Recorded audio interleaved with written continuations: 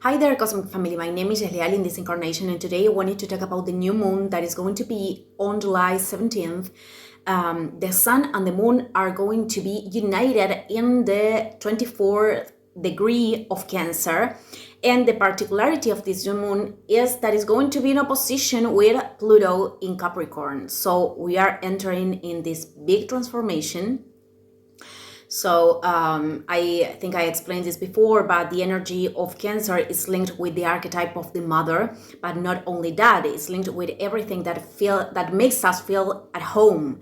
It's linked with emotional security, vulnerability, intimacy, protection, nutrition. And this opposition with Pluto could bring a resurface of old fears and old patterns we brought from our familiar clan, for example, in order to transform them. So these old fears could be linked with abandonment, the typical wounds that we all have, rejection, fear of lack, many things that we have to still depurate. We are in a new purifying level because many of us we've been in this big labor and in this big inner work with all these patterns, but this is a new instance, a new refinement. So when Pluto is participating of these transits, we necessarily have to let go parts of ourselves, and this is like a big death too. And we're going to have to face emotions that maybe were stagnant or we weren't in touch with them. So we have to embrace them. This is a transit that is going to be very, very emotional because the energy of Cancer is very sensitive. So other people could touch our weak points, and we have to understand that those points are in order to understand how we have to keep healing them. We have to do this refinement, and we have new things to integrate every time. So old fears could resurface, the typical ones, fear of abandonment, of rejection, of lack, and we have to confront them and transform them. And other thing that is important is that many souls right now are aware that is the soul who choose in which type of families incarnate in order to do our rectification.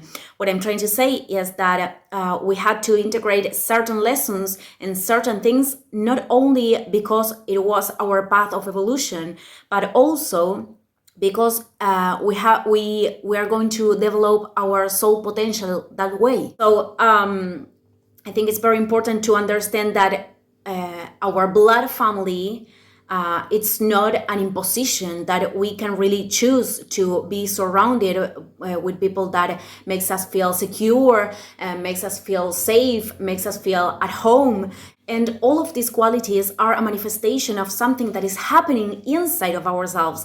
So it's very important to turn ourselves the home, to embrace our own vulnerabilities in order to manifest these qualities in the people that are surrounding us, and to choose them from this place of self-love too.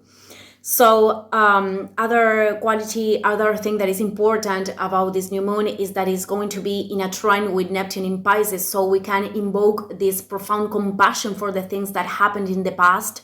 We could invoke like the comprehension of that every soul is doing their own process, and we cannot force them. And you know that commandment of the Bible that says honor your father and your mother. I think many times to honor them is to make the things in a different way, and that doesn't mean that we are in an opposition because we are in a childish rebellion. This is about taking those limited patterns that we had as a legacy and transform them in new things. And I think it's important to not focus only on the negative things, because there could be a lot of virtues and things that are a strength, that are things that we can apply to this present moment and that we could use in the future too. So we could be thankful for that. And with Neptune in Pisces, messages through music or films could help us with this process of transformation and death.